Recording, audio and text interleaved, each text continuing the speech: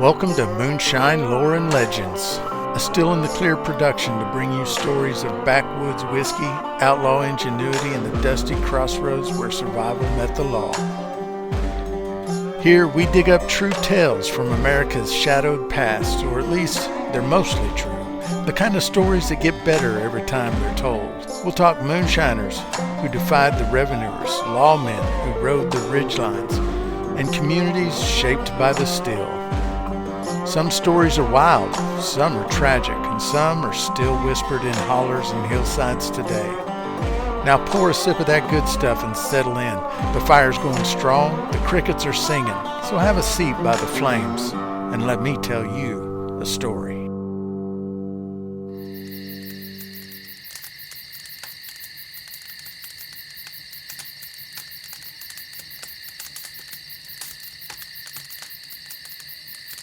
Now, most folks, when they think of moonshine, picture the Appalachian Hills or the back roads of the Ozarks. But today, we're heading to a place that might surprise you. We're going way north to the snow-covered forests of northern Idaho to meet a man who didn't just survive in the wilderness.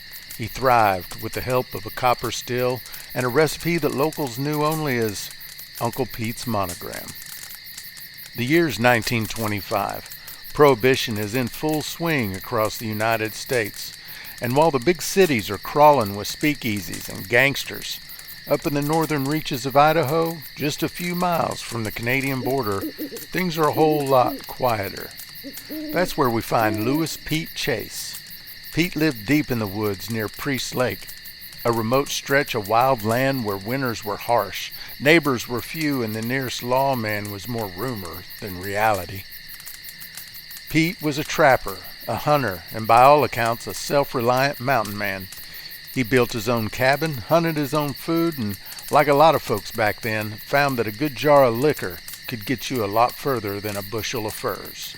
Tucked behind his cabin, somewhere along the snowy trails, Pete built a small still, copper pot and a coal with a thumper, the usual backwoods setup, made from whatever he could scrounge or trade for.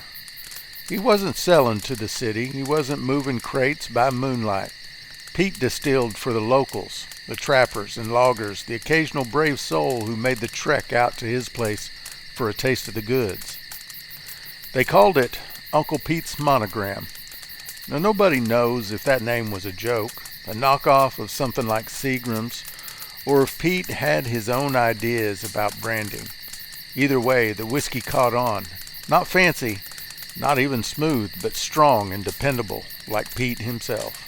There's a photo taken in 1925. You can still see it in the University of Idaho Library's historical archives. Pete stands next to his still wearing work clothes and a hat pulled low. Two other men stand beside him, and behind them, the forest closes in like a wall. It's a rare glimpse into the kind of life that most people have only read about. No filters, no reenactments, just a man, his still, and the cold Idaho pines. Now here's what makes Pete's story worth telling. He wasn't an outlaw in the dramatic sense. There's no records of shootouts or revenuers chasing him through the trees. No big bust and no trial. What we have instead is something simpler and in a way more powerful. Pete was a man who lived off the land, and when the land didn't give enough, he made his own way. He turned his corn and sugar and water into something with real value, something that warmed bones, brought people together, and got folks through long winters. To the people around Priest Lake, Pete wasn't a criminal. He was a craftsman, a neighbor, maybe even a bit of a local legend.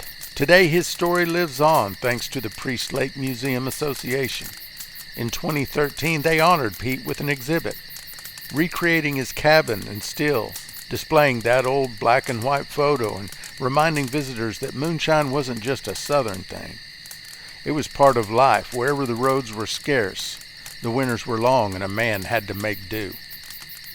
So if you ever find yourself near Priest Lake, maybe on a cool autumn hike, stop for a second, take a breath.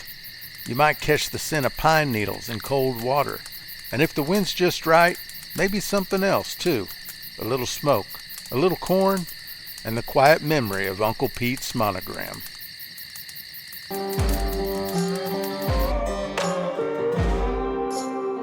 Well, that's it for this episode of Moonshine Lore and Legend. If you enjoyed the story, go ahead and follow the show, or leave a review, or tell a friend who appreciates a little backwoods history with their bourbon. We've got plenty more tales simmering on the fire, from outlaw runs and revenue raids to the kind of back porch whispers you won't find in the history books.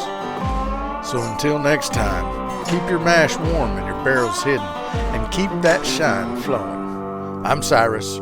Thanks for sitting by the fire with me.